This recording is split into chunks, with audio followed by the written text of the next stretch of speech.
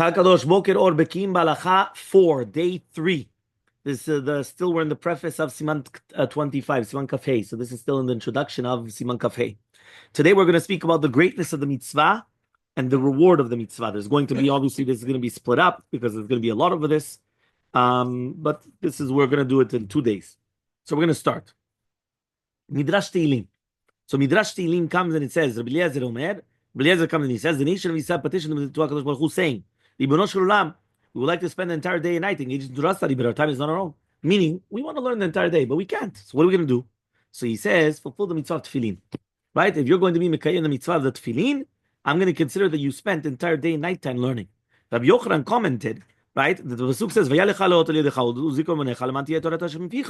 the Ktav Sofer explained that the meaning of this Midrash, he comes and he says that Hashem commanded, right? He comes and he says this, Hashem commanded us to learn Torah day and night. But since we must engage in mundane pursuits, and this and that, right? There's page 8, right? So he says it's impossible for us to fulfill this literally. So therefore, we have the pasuk that says, right, that we want to. His desire is only for to learn Torah. That's all right. We want to.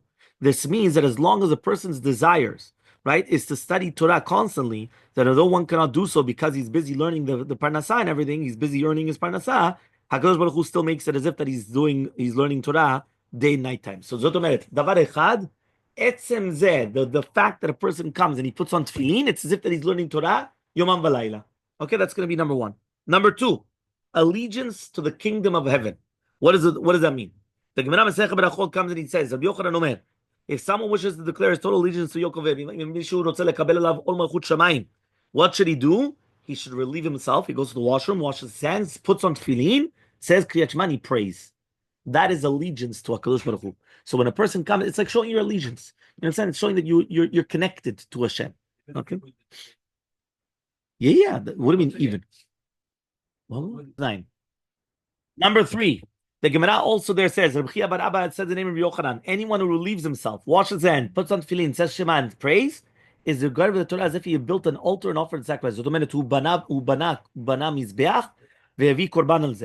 does that mean? That's the pshat in the pasuk. I'll rinse my hands clean and I will circle, right? That's the pasuk. Okay. Number 4, longevity.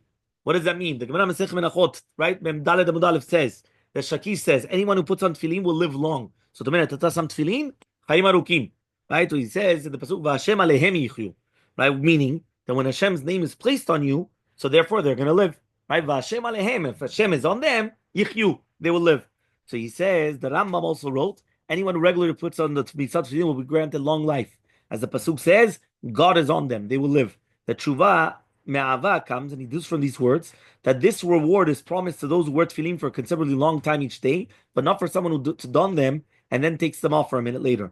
The Bach explained that the mitzvah of tefillin brings longevity since the person attaches himself to Hashem, who is the source of all life, by donning tefillin. This is fitting reward for the mitzvah of the world, right? He says, the Torah says, right? So he says the term to this day refers to life in this world, besides the immeasurable reward, right, waiting the world to come. According to this, Maharal explained that we place the tefillin next to the heart and the brain, the body's most vital organs. Therefore, the Blessed Holy One grants extra life to those who fulfill this mitzvah. Chaim Falache likewise also explained this concept in this way as well. The Sharei Chatzer explained that longevity is a product of one's connection to the Shekhinah, which is the soul source. Shekhinah rests in tefillin, and therefore anyone who does tefillin is connected to it. The Yafel Alev also explained that the mitzvah of tefillin fosters humility in the person wearing them, and humility automatically is a formula for longer life. As the Gemara says in Masechet Sanhedrin, be humble and live. Furthermore, he brings down Yakut Ruveni, explaining that the tefillin chase away all impure influences and the death that impure influences can cause. His father wrote in the name of the Ktav of the Kesef Nivchar that the mitzvah of tefillin is called life, and it offers protection for being killed in war, which is a painful and ugly way to die. So this is incredible. So the Melorak Tzitzit, even tefillin. So that's why you should come and mamash al kol hachayalim al kol mamash tefillin. Why? Because it's actually mamash the kesef nivchar. Right? I'm not sure which kesef nivchar is this because there's a few of them. But I'm not sure. I don't think so. Well, it wasn't because this is his father, the Chaim Palachi, wrote in the name of the kesef nivchar. There is a kesef nivchar, but I'm not sure if it's him. Rabbi Yoshiyahu Pinto Rishon.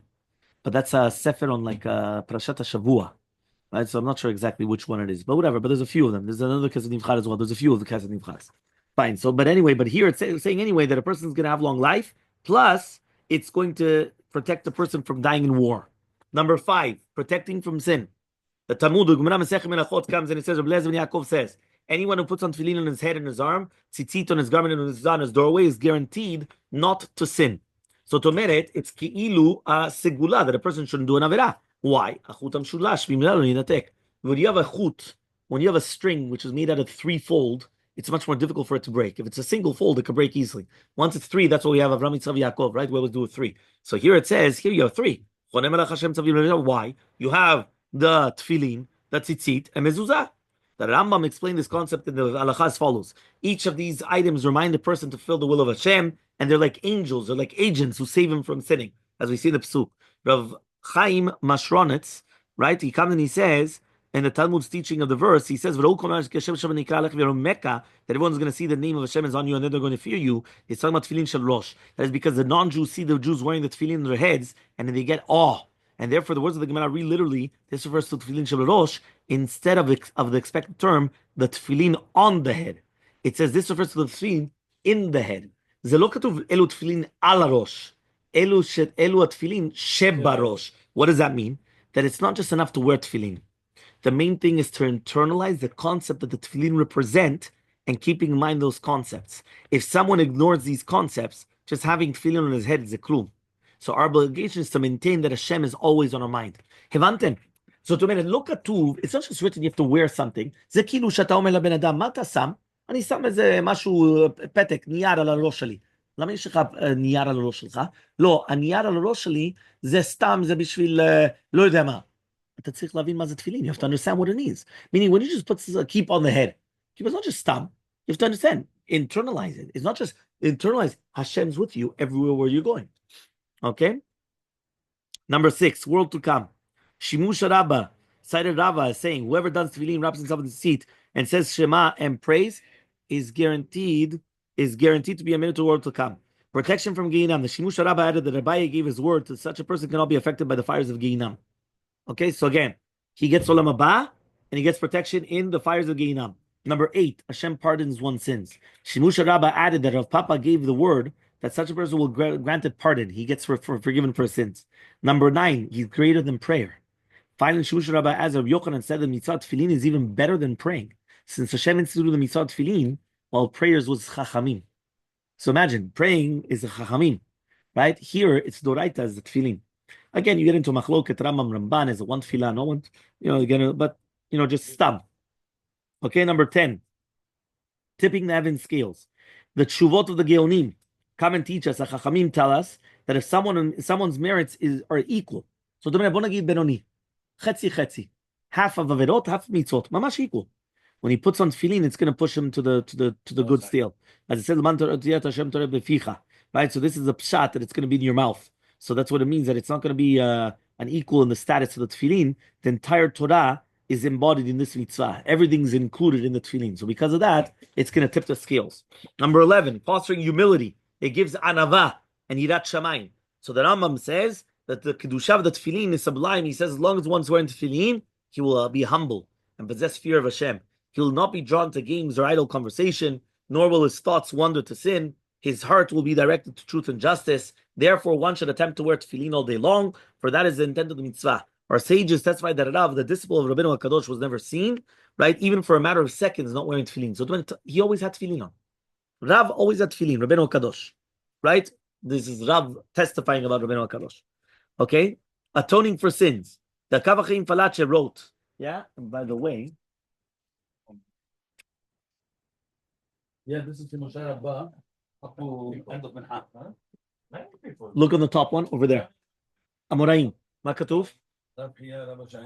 מה כתוב על רב? לא, אבל מה כתוב בצד שמאל? שמה, לא, בצד ימין, שמה, בדיוק. רב. אז עכשיו, יפה מאוד. אז רבי יהודה הנשיא, רבנו הקדוש, was the rabbi of Rav. Right, look also on the bottom. You see, that's Rabbeinu HaKadosh, and then on the top it's Rav. So Rav, that's what he says here. Rav was testifying about his rabbi, right? The disciple of Rabbeinu Kadosh, that he was never seen without tefillin. Number 12. From Babel. Yeah, but he was a student of Rabbeinu Kadosh, from Yudan Nasi. The one was Rabbi. Was the rabbi of Rav. So Rabbi. Number 12, atoning for the sins. Kavachim Palache wrote that our sages testify that tefillin shalosh right brings atonement for activity in a haughty manner, acting in a haughty manner, while tefillin shel yad atones for the sin of murder. His right, the source of the Ikrar Abad, Rabbi Natan Rabbi Yacha, in the name of Shimon, if you have committed hoarders of sins, right, counter them in the clusters of mitzvot. So what is that? If you acted haughty, put tefillin on your head, and if you're guilty of murder, put tefillin on your arm.